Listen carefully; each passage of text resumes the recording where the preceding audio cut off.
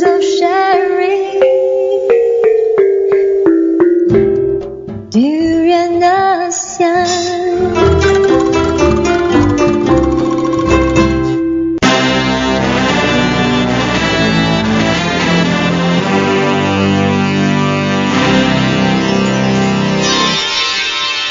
ASEAN Dailies.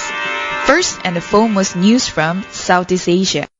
Hello and welcome to Durian ASEAN. You're with Gowri today on a Friday morning, and I'm here on our ASEAN Daily to bring you news from all over Southeast Asia. But of course, before that, let's kick things off with a couple of updates from Malaysia. And one news about Rapid KL, which will not well, a lot of people will not be too happy upon hearing this, but there will be fewer Rapid KL trains from September 14 onwards, and this is because this is because Rapid KL will be pulling a few trains off the track for repair works. And also, this was reported by the Star, and the Star has learned that the earlier reports reported brake problems involving trains on the Kelana Jaya LRT, that the brake problems are the main reason for this move. And they assured the people that there will be no delay, just a reduction in service. Although I'm not too sure how a reduction in service does not result in a delay of trains, because as it is now, it usually takes about 2 minutes and 42 seconds for the trains to arrive during peak hours. But after this, the peak hour waiting times might be increased to at least about 60 seconds, so I guess that's not so bad. It will still be around 3 to 4 minutes for the trains to arrive. And Rapid KL will also have free buses running from several KL stations to KLCC every 15 minutes from 6:30 a.m. to 9:30 a.m. to help with the service cut down. And they will also apply a return route from KLCC to just 7 stations between 5 p.m. and 7:30 p.m. And some of the stations will be Wangsa Maju, Sri Rampai, Setia Wangsa, Jelate, KL Central, Bangsar, as well as University. And if you notice, they've been changing the names of some of the stations as well, and they're also extending the line where instead of stopping at Kelana Jaya at this point, after the extension, it will go up to Subang, up to USJ, even up to Putra Heights. They will be extending that far. So because we have to give them some time to just get everything sorted out and just prepared for longer waiting times after September 14. And another update comes from Malaysia, also from France, where we're talking about the wing part, the flaperon found on Reunion Island from Flight MH370. Before this, they found the flaperon, and they started the investigation and started conducting tests, and they have confirmed just yesterday, the French prosecutors confirmed that the wing is indeed from Malaysian Airlines Flight MH370 after a whole month of conducting tests. And they said that it's possible to say with certainty that the flaperon discovered did indeed come from Flight MH370. And as we all know, this Boeing 777 disappeared last year on March 8 after inexplicably veering off course en route from Kuala Lumpur to Beijing, and all 239 people on board went missing. And it was also one of the biggest mysteries in the history of aviation, not just in Malaysia but in the world, sparking of course, it sparked a colossal hunt in the Indian Ocean based on satellite data, but it took a while, a very long time, for us to find any parts of the wing, anything related to MH370. And of course, our Malaysian Prime Minister Najib Razak was quick to announce that the piece belonged to MH370, but French investigators wanted to be more cautious, saying that there's high possibility that it may not be. And of course, there's been a lot of of speculations around this case as well. Well, some of them came up with theories of mechanical or structural failure. Some said it could be hijack, some terrorist plot, or even a rogue pilot action, because some of the pilots were caught taking pictures with passengers in the cockpit. And some even said that it probably just ran out of fuel and crashed somewhere in the Indian Ocean. And Australia has been leading the search for the plane. And they have searched more than 60,000 kilometers so far, but there was no trace of the missing Boeing 777 until last month's discovery. And I really hope that this news will serve as a closure for all the family members and friends of the victims on board, because they have been waiting so long, in fact too long, to find out what happened to the plane and what happened to all their loved ones. And we're going to take a short break. When we come back, I'll tell you more about Malaysia and what it's doing in its anti-graft. You're now listening to Durian ASEAN, the voice of discovery and sharing. The voice of sharing. Durian ASEAN.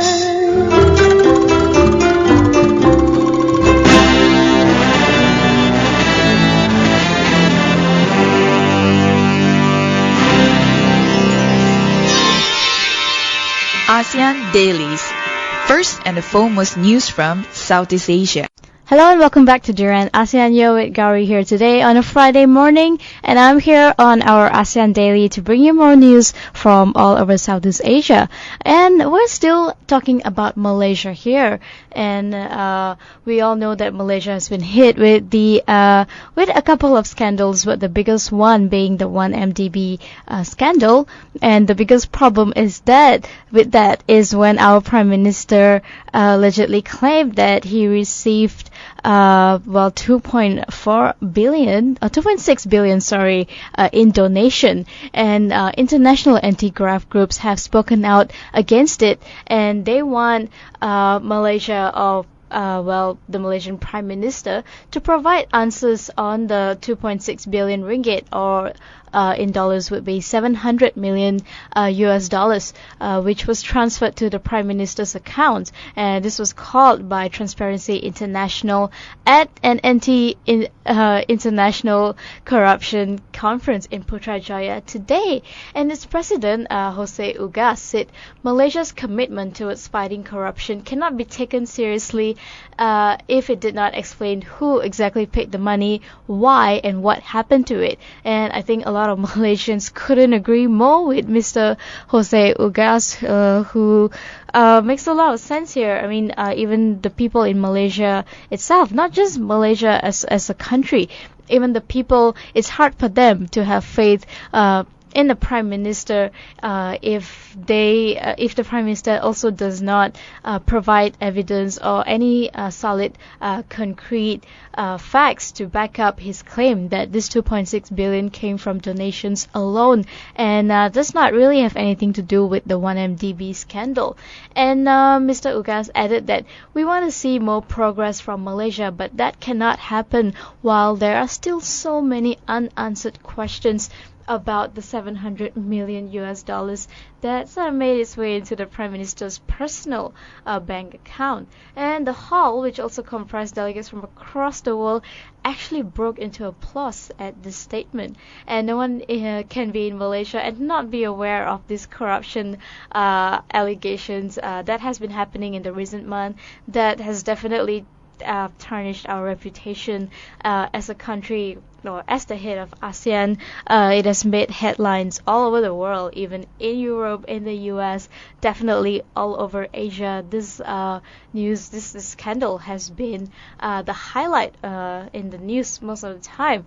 And those who were critical of the government was also replaced, and the task force probing into 1MDB was suspended. Investigators were arrested. Newspapers were suspended. And Mr. Ugas said, these are not actions of a government that is fighting corruption. You can hear promises of reform all you want, but if you don't see any actions, promises alone does not exactly restore trust and confidence, I guess, of the people, of pretty much anybody. And because a little background to him, he's actually a Peruvian lawyer with a history of taking on grand corruption, and said only one man could provide the answers to this whole thing, and that is, of course, our Prime Minister Najib Razak. And he said that if the man refused to come forward, then only a fully independent investigation, free from political interference, could uncover the truth. I think that sentiment resonates with what most Malaysians are thinking of right now as well, with the police and the task force sort of being intervened by the government all the time makes it a bit difficult for them to carry out their job as they're supposed to, and makes it difficult as well for people to have faith in the investigating task force, or even the police, if this keeps happening. And I think will definitely agree with Mr. Jose Ugas that there needs to be an independent task force that is completely free of any political interference, no one at all interfering with the investigation process. And until that happens, we will probably never hear the truth. And that is also what caused or sort of led up to the whole Bersih 4.0, where people what the people want is actually really simple. They just want a government that is not corrupt, and they want to hear the truth. They want to know what is happening to the money, the tax money that they're paying to the government, because I think they do have every right to know, since the money comes from the people anyway. And if there is any charges or any allegations of corruption towards the Prime Minister, he needs to explain himself as well, because that is the duty that he owes to the people.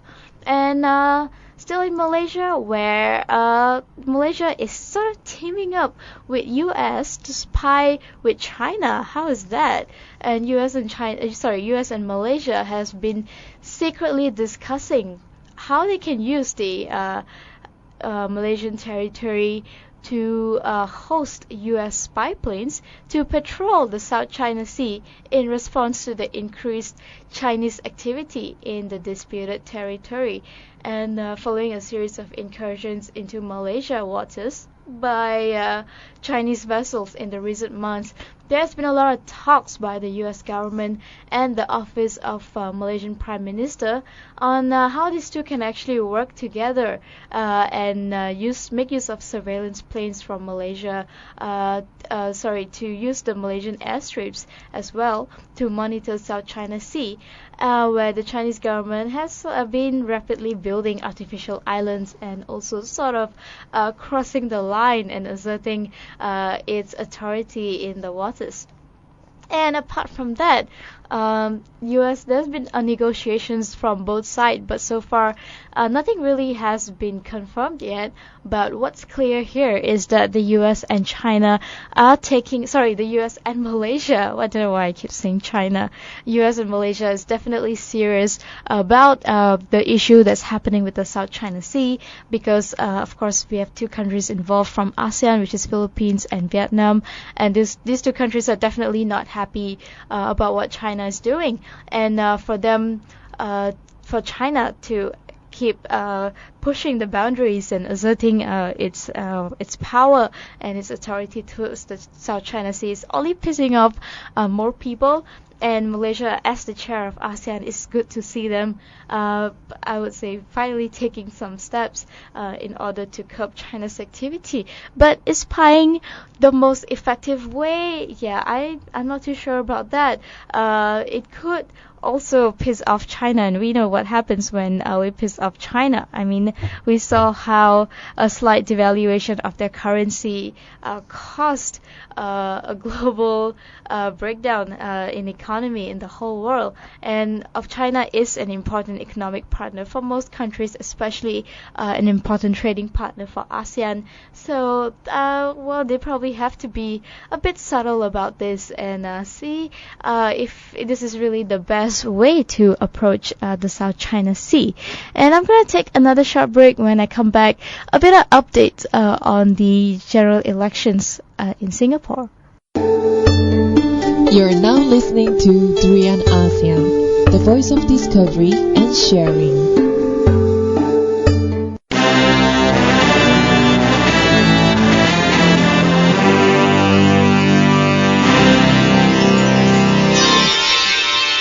ASEAN Dailies. First and the foremost news from Southeast Asia. Hello and welcome back to Duran ASEAN. You're still with Gowri here, and I'm bringing you news from all over Southeast Asia on our ASEAN Daily. And now let's move on to a little update about Singapore and what's happening with their general elections. So DPM Teo, who is the Deputy Prime Minister, Teo Chee Han, has come forward to say that GE 2015 is all about building a strong team for Singapore. And he has also made a case for strong leadership in the upcoming elections as he addressed voters in the Pasir Ris Punggol GRC rally on Thursday, September the 3rd. And Mr. Teo said that as Singaporeans celebrate 50 years of independence, it is worth remembering the success that the success did not come easy, recalling the racial riots of the past protests, including conflicts like the confrontasi during the 1960s. Of course, who can forget that? And how did we succeed? He said that it was mostly because they tackled a lot of the challenges together, and they worked as a government with the people to fulfill your dream to make Singapore a home that everybody is proud of. And I think the point he's trying to make here is that at the base of everything, he is calling for everyone to work together to provide a strong home, to ensure safety, economic growth, and as well as the fact that they also need good ministers and members of parliament to look out for us. And his point is also that when you work together, there is so much that you can achieve, and we need a strong and stable government to work for a stable and better life for all of Singapore. And Mr. Teo is one of the 8 candidates who spoke at the Pasir Ris Punggol GRC rally that was held in an open field just yesterday. And they included also a full slate of candidates from GRC, as well as Mr. Charles Chong, who is contesting Punggol East, and Dr. Lam, who is defending his seat in Sengkang West.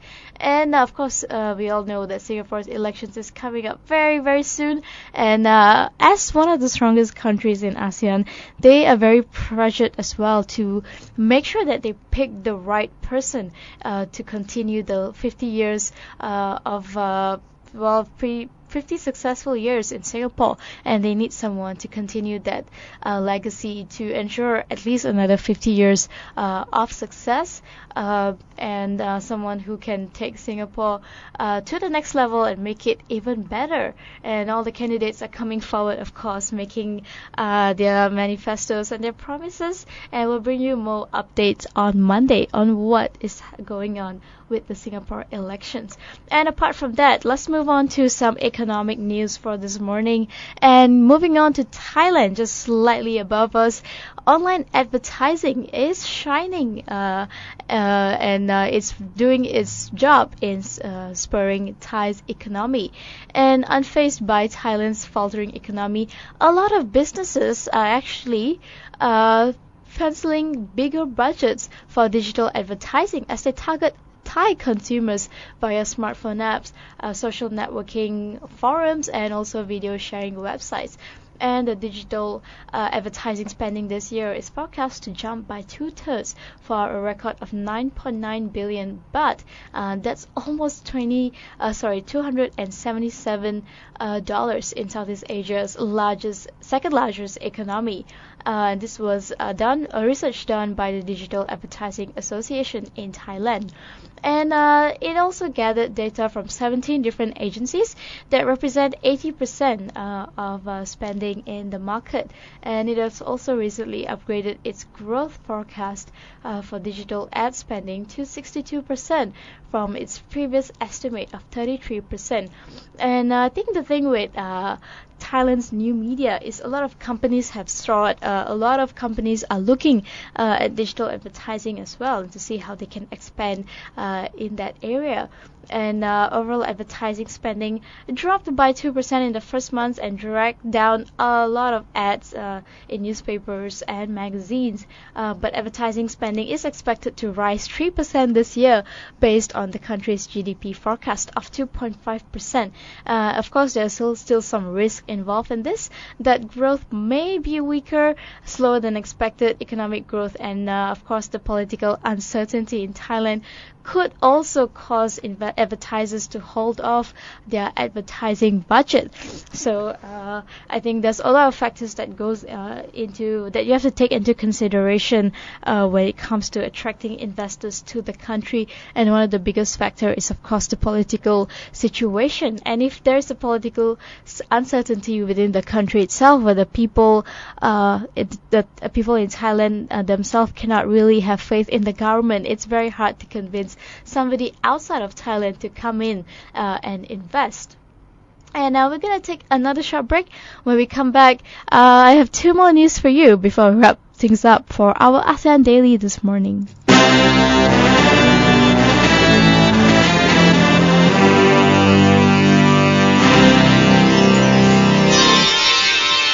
ASEAN Dailies. First and the foremost news from Southeast Asia.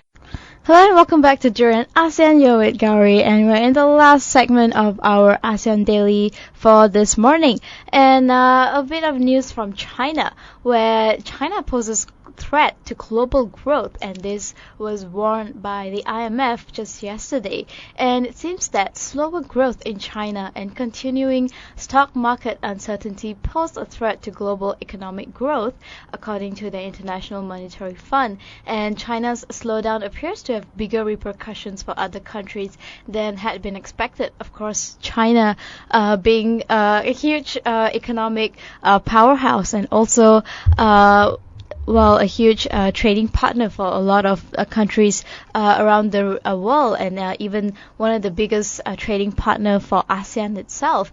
We know how a little bit of change in China can actually affect the economy all around the world, as we saw when they sort of devaluated their Chinese yuan. And the falls have also hit exporters of commodities hard, such as Brazil and Russia. And IMF's warning comes ahead of a meeting of G20 finance ministers and central bankers in Ankara on Friday and Saturday. And IMF said the problems could also lead to much weaker outlook for global growth. However, the fund still expects the global economy to expand by 3.3% this year, slightly lower than 3.4% just last year. And the IMF has also called for China to keep reforming its economy despite the recent falls in the stock market in the mainland. And I think the biggest concern with IMF is the impact that China will have on the global growth, and also if the US Federal Reserve raises their rates later this year. And these two moves could not really result well for the global economy. And the analyst also said that IMF clearly doesn't think raising rates against modest global growth backdrop is a good idea. IMF actually recommended that advanced nations should maintain their loose monetary policies and growth-friendly fiscal policies. And that means that the European Central Bank should also extend its asset buying program unless inflation also rises sufficiently, the note said. So we see how China also, in spite of them trying to intimidate countries in Southeast Asia, they do play a very important role in also to spur the global growth, global economy as well. IMF is concerned that if China continues with the stock market uncertainty, that it might affect the entire world. And moving on to our last news from today, it's coming from India, where Indian politicians think that having a condom advertisement could lead to a rise of rape cases in India. and it is also caused. This statement actually has caused an outrage on social media, and I'm very glad that the outrage happened, because when they keep passing statements like this, statement that is not backed by research and it's just based on perception alone, it is definitely not good for the growth of the country, for the people, because things are moving forward. And of course, we know that when it comes to rape and sex, it's a very sensitive issue. It's very, very hard to curb these problems, and for him to release an ignorant statement like this does not help things. I think in the past, according to BBC, politicians in India have also blamed tight jeans, short skirts, and even spicy noodles for a rise in rape cases in India. And India has been in the spotlight as well for a lot of rape cases, especially the one that happened back in December 2012, where this young student died from injuries. And well, there in Indo-Canadian Sunny Leone, who starred as a lead in several Bollywood movies. He actually thinks that condom ads are actually well, it's good to raise awareness when you have condom ads and all. People get more comfortable with the topic, with birth controls, and this could actually lead to lower pregnancy or lower rape cases. But I guess that's not the way they are looking at it. They have still, well, as they have still not too sure about whether or not that this condom ad will be helpful or not. But I guess the way the politicians see it is that it could actually condone rape, or probably even a rise in sexual activities, and they also think that condom advertisements are vulgar, and they will continue to oppose it. And I hope that India continues with its outrage on social media. Please speak up against it. And yeah, so well, that wraps up our ASEAN Daily for this morning. Thank you so much for listening. Don't forget to follow us on Twitter, Facebook, and also Instagram. Subscribe to our YouTube channel for all the daily podcasts, and also download our very own Durian ASEAN app to tune in to us. And there's another interview coming up later at 9 o'clock, so stay tuned to Durian ASEAN.